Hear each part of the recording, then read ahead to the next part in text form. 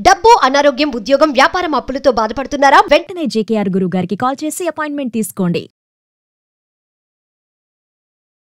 నమస్తే రమగారు. నమస్తే జయ. రమగారు, మనకి అనేక రకాల రూపాల్లో దేవతామూర్తులు కనిపిస్తుంటారు, మనం కొలుస్తూ ఉంటాం.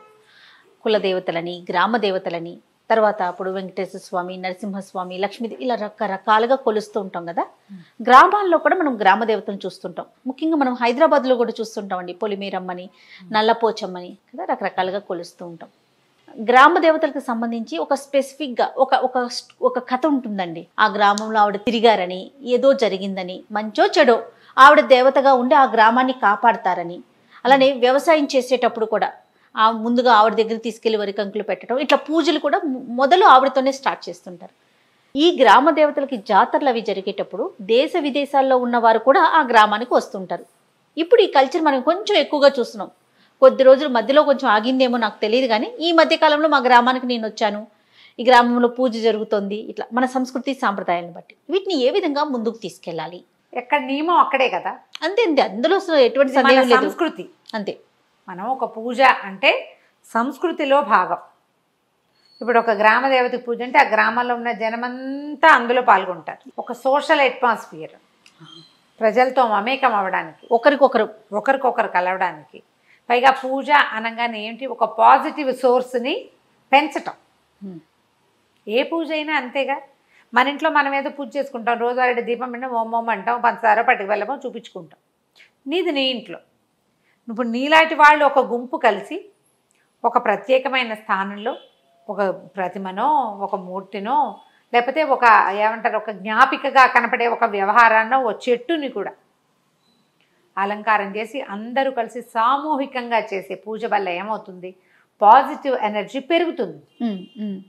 మనకి ఊళ్ళల్లో కనపడతాయి గ్రామ దేవతలు, గంగానమ్మని, పోలేరమ్మని, ఎల్లమ్మని, పోచమ్మ, ఇక బోల్డని, అవి కాకుండా పోతర, వీరమ్మ తల్లి, కొన్ని ఊళ్ళల్లో అట్లా అంకమ్మ తల్లి. ఈ తల్లులంతా కూడా ఏంటంటే మనకి అమ్మవారి యొక్క పరివార శక్తుల తాలూకు ఇంకా ఇంకా ఇంకా తర్వాత అనుచర గణం అలాగని చెప్పుకోవాలి. అదే కాకుండా ఈ ప్రాంతాల్లోనే ఇప్పుడు మనం తిరుపతమ్మ గుడి, పెద్ద కంచికచర్ల, ఇప్పుడు ఆవిడ ఒక మహాముత్తైదువు, చాలా మంచిది, చాలా ఉత్తమురాలు, భర్తనే అనుసరించింది. అక్కడ ఏదో ప్రమాదం జరిగింది, ఆవిడ మరణించింది, ఆవిడ దేవతగా వెలిసింది అక్కడ, ఆమెని అట్లా కొలుస్తారు. ఒక స్త్రీ పవిత్రమైన లక్ష్యంతో ప్రవర్తించడం అనేది ఒక పాజిటివ్ ఫోర్స్. అవునండి. ఆమెను గుర్తు చేసుకోవడం, పూజించడం, ఎప్పుడు ఆమెనే తలుచుకుంటూ ఉండటం, ఆమెకు దండం పెట్టుకోవడం, అవన్నీ మనకు మంచిది కదా. ఒక పాజిటివిటీ గురించి మాట్లాడుకోవడం. ఈ పూజలు మన సంస్కృతి, తెలంగాణ సంస్కృతిలో భాగం. చూడు, సమ్మక్క సారలమ్మ జాతర ఎంత విశేషంగా చేస్తారు. అవునండి. 2 ఏళ్లకు ఒకసారి అసలు ఊగిపోతూ ఉంటుంది. ఇప్పుడు బోనాలు, అది కూడా గ్రామ దేవతలే కదా రమ్మగారు. బోనాలు అంతే, తర్వాత ఇంకా చేస్తాం కదా మనం బతుకమ్మలు అంతే. ఇవన్నీ కూడా ఏంటంటే ఈ రకమైన పాజిటివిటీని పెంచటమే. ఒక పూజ, ఒక నైవేద్యం, ఒక నియమం జీవితానికి. ఖచ్చితంగా ఈ సమయంలో వీళ్ళని పూజించాలి. ఆ సమయంలో వ్యక్తులు సాదాగా ఉండాలి, స్పష్టంగా ఉండాలి, చక్కగా ఉండాలి, ఇళ్ళు వాకిళ్ళు శుభ్రపరచుకోవాలి, మనుషులతోటి మమేకం అవ్వాలి. అది అండి ప్రధానంగా మనలాంటి వాళ్ళందరం మనం ఒక చోట కలవాలి. సిస్టమాటిక్ గా వెళ్తుంది చూడు వ్యవహారం. ఆదివారాలు గంగానమ్మకి నైవేద్యం పెట్టడం, ఇవన్నీ కూడా సిస్టమ్ ప్రకారం వెళ్తాయి.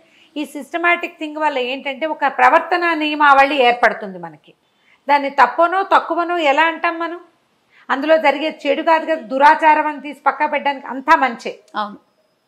పవిత్ర ద్రవ్యాలు వాడతాము, తాంబూలాలు ఇచ్చుకుంటాము, అమ్మవార్లకు విశేషంగా నైవేద్యాలు సమర్పిస్తాము, అందరితో కలిసి తింటాము, తిరుగుతాము, దేవాలయాలకు వెళ్తాము. ఇవన్నీ కూడా ఒక పాజిటివిటీని పెంచుతాయి. సమాజంలో నీకు నువ్వు, నాకు నేను అని ఇచ్చిపుచ్చుకునే ధోరణి ఒకటి ఉంటుంది. దీన్ని ఈ మధ్య కాలంలో ఇది సోషల్ మీడియా వల్ల ఇంకా బాగా పెరిగిందని భావిస్తున్నాను. ఇది ఒక సంతోషించదగ్గ విషయం రమ్మగారు, ఆహ్వానించదగిన విషయం. ఇది చాలా మంచిది, దీన్ని ప్రోత్సహించడమే మంచిది. అప్పుడు పిల్లలకు కూడా ఏంటంటే మనం పాశ్చాత్య సంస్కృతిలో పడిపోతున్నాం, బాధపడుతున్నాం కదా. ఈ పిల్లలకి ఈ పండగ రోజుల్లో చక్కగా డ్రెస్ చేసుకోవడం, చక్కగా తయారవడం, దేవాలయాలకు వెళ్ళడం, ఇవన్నీ అలవాటు అవుతాయి. మన సంస్కృతి మరింతగా ముందుకెళ్తుంది. కాబట్టి నేమో బహుశా దేశ విదేశాల్లో ఉన్నా కూడా ఇప్పుడు ఆ గ్రామ దేవతకి ఏదో ఉత్సవం జరుగుతుంది, లేకపోతే ఒక ఊరేగింపు లాంటివి జరుగుతుంది, జాతర జరుగుతుంది, ఇలాంటప్పుడు దేశ విదేశాల నుంచి వస్తున్నారు. అది నేను ఆ కార్యక్రమం పిల్లలకి చూపించాలి, తెలియాలి. స్టోరీలో చూస్తుంటాం, మా ఊర్లో బొడ్డు ఎత్తారు, ఆడపిల్లలందరినీ రమ్మన్నారు, అందుకని మేము వచ్చాము అని. అవును. ఎప్పుడో మా ఫ్రెండ్ నిర్మల, తన కాలం చేసి కూడా 7 సంవత్సరాలు అయిపోయింది. తను చెప్పింది, మా ఊళ్ళో బొడ్డురాయి ఎత్తున్నారు, ఆడపడుచులు అందరు రావాలి, మా కజిన్స్ అంతా వస్తున్నారని, అన్నయ్య చీరలు కొనమన్నాడని. బొడ్డురాయి ఎత్తటం అనేది పల్లెటూళ్ళలో అదొక పద్ధతి ఉంటుంది, దాన్ని సరిచేసి పెడతారనమాట. ఆ గ్రామానికి అదే ఆద్యం, అంతే. దానికి పూజ చేస్తారు, దానికి దండం పెట్టుకుంటారు. మళ్ళీ వచ్చినప్పుడు వచ్చే ఏడాది మళ్ళీ వచ్చి నిన్ను చూడాలి అని దండం పెడతారు. అవునవును. మిగిలిన మొక్కులు ఏం మొక్కుతారో నాకు తెలియదు, తను మాత్రం అలా చెప్పేది. ఓకే. ఎందుకు రమ్మగారు మనం తెలంగాణ కల్చర్లో ఒడిబియ్యం పోయటం కూడా చూస్తూ ఉంటాం కదా. బియ్యం పోయటం ఖచ్చితంగా ఆడపిల్లలు ఎక్కడున్నా వచ్చి మొత్తం కుటుంబ సభ్యులు, ఇరు కుటుంబాలు కూడా కలిసి ఒడిబియ్యం పోసుకోవడం అదొక కార్యక్రమం, అది వండటం ఒక ప్రోగ్రాము. ఇవన్నీ కూడా మనం ఎక్కువగా సోషలైజ్డ్ గా ఉండడానికే ఉపయోగపడతాయి. దీంట్లో ఉన్న పాజిటివిటీని పెంచడానికి ప్రయత్నం చేయాలి. దీనికి ఏదో లెక్కుల్లింగ్ లాగా అక్కర్లేని మాటలు మాట్లాడడం వల్ల ఉపయోగం ఏం లేదు. లేకపోతే మీ ఇంట్లో నువ్వు ఉంటావు, మా ఇంట్లో నేను ఉంటా, ఓ పూజ లేదు, దేవుడు లేదు, కలవడం లేదు, ప్రసాదం లేదు, అంతే కదా, ఏమీ లేదు. ఇలాంటి వాటి వల్ల ఏమవుతుంది, మనం అంతా కలుస్తాం కదా. ఇందులో మళ్ళీ ఆడపిల్లల్ని పిలుచుకోవటము, కోడళ్ళకి ప్రత్యేకమైనవి, అమ్మాయిలకి ప్రత్యేకమైనవి, ఏదో ఒక రకంగా సోషలైజ్ అవటం కదా. ఇప్పుడు ఇందులో అన్నదమ్ములు కలవడము, పాత స్నేహితులను కలవడాలు, అవన్నీ మంచివే చేయ. కాకపోతే ఏంటంటే ఈసారి ఇదేదో వచ్చింది కాబట్టి అదేదో చేయాల్సిందేనని కొన్ని పుట్టిస్తారు. ఆడపిల్లలకి చీరలు పెట్టాల్సిందే, అలాంటివి ఏమిటో పుట్టించుకుంటారు. ఏమో వాటిని పెద్దగా నమ్మబుద్ధి కాదు, కానీ మనం ఏటా చేసేవి చేసుకోవాలని అనిపిస్తుంది జయ నాకు. కానీ గ్రామ దేవతలు ఆ గ్రామాన్ని కాపాడతాయి అనే నమ్మకాన్ని మాత్రం మనం కొనసాగించాల్సింది. ఒక పాజిటివ్ ఎనర్జీ గారు, అక్కడ ఏదో సమ్ ఎనర్జీ ఉంది, మన పెద్దవాళ్ళు చూసి తెలుసుకున్నారు, అంతే. నువ్వు దాన్ని పెంచు, మానేకు, మానేకు, విమర్శించకు. అదే క్రిటిసిజం కూడా పనికిరాదు దాని మీద, అంతే. మానేయకుండా ఉండు. ఒకవేళ నువ్వు మానేసావనుకో, ఓ దండం పెట్టి ఊరుకో, చేసుకున్న వాళ్ళు చెడగొట్టకూడదు. ప్రధానంగా ఇప్పుడు జరిగే సమస్య ఏంటంటే ప్రశ్నలు ఎక్కువ. మనకి ప్రశ్నలు దొరకనివి, సమాధానాలు దొరకని ప్రశ్నలు 100 ఉన్నాయి మనకి.